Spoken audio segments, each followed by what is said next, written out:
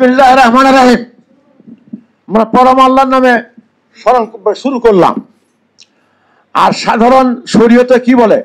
আউযু বিল্লাহি মিনাশ শাইতানির রাজিম, বিসমিল্লাহির রহমানির রহিম। তো প্রথমে শয়তানের নাম আসে। কি? প্রথমে শয়তানের নাম আসে।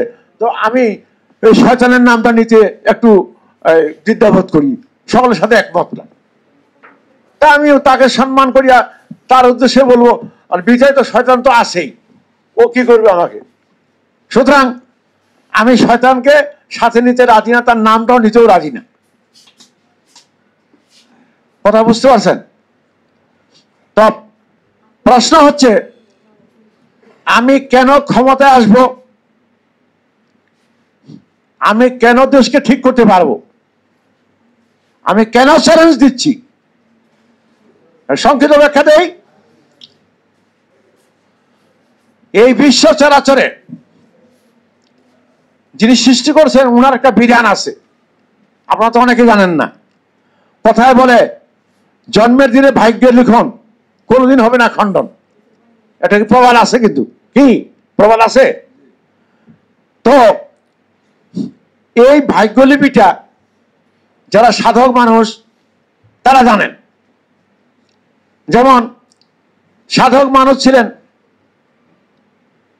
জনাব হুজুর খিজির আলাইহিস সালাম, উনি ভবিষ্যৎবাণী করতে পারতেন। আপনারা যারা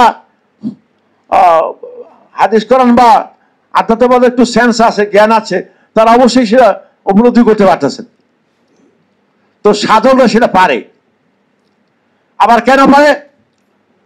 আমি যে সাধক, আমার একটা টাইম আছে, আমি কখন মারা যাব, হ্যাঁ, এটা আমি না জানি, আমার আল্লাহ জানে। এটা আপনারা যে করেন যে জানে না, এটা কিন্তু ভুল করতেছেন। উনি কিন্তু জানে। দাসের জাহেদ, তুমি জন্ম নিছো, কবে মারা যাবে? আরে দাসের জাহেদ, তোমার শাসনকাল কতদিন থাকবে, ওটা আল্লাহ জানে।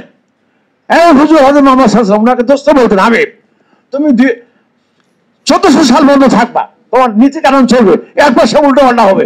দেখেন এখন সব উল্টো পাল্টা হচ্ছে, কবর ভাঙ্গে, এটা ভাঙ্গে, ও ভাঙ্গে, সব যুক্ত হচ্ছে। তো ঠিক হলো, শাসন করার জন্য তো আল্লাহ তো একদম নির্ধারণ করেছেন, করছেন না? তো উনি তো নির্ধারণ করেছেন।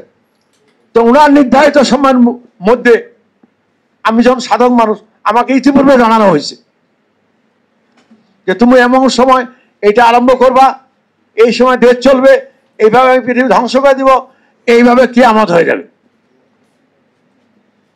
তাই আমাকে সময় দিছে 1400 হিজরি শুরু থেকে।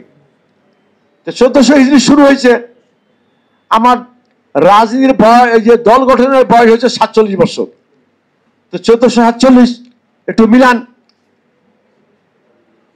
উনার আধ্যাত্মবাদ, উনার একটা টাইম ছিল, ওটাকে সীমারেখার মধ্যে তখন আমি পড়ে গেলাম, তুমি এবার শুরু করো। তো আমাকে নির্দেশ দিল যে তুমি কোনো ধর্ম নিয়ে রাজনীতি করতে পারবা না। কি ধর্মকে তুমি রক্ষা করতে পারবা,